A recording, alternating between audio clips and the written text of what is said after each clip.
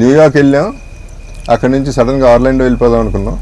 Orlando వెళ్ళాం, ఫ్రెండ్స్ని కలిసాం, 3 చార్టర్డ్ ఫ్లైట్లలో వేగస్ వెళ్ళిపోయాం, నలుగురు. We decided to be kicked out from everywhere in Vegas. అది మా కిక్.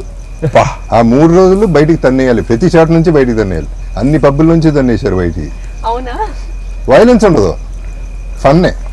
సో కెసినోకి వచ్చి బెలాజోకి వచ్చేపాటికి finally I was playing blackjack కొట్టినప్పుడల్లా I used to be like this కదా. బ్లాక్ జాక్ కొట్టినప్పుడు అప్పుడు పోడే పోడే పోడే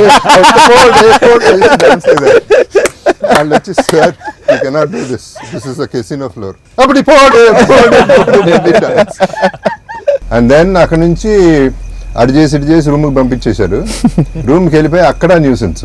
ఎంత న్యూసెన్స్ అంటే వాళ్ళు వచ్చారు, ఫైనలీ ఆర్మ్డ్ పీపుల్ వచ్చారు, you have to leave the place అన్నారు. మళ్ళీ ఏడుపు మొహం వేసి మళ్ళీ డాన్సులు చేయడం వాళ్ళ వల్ల కాల.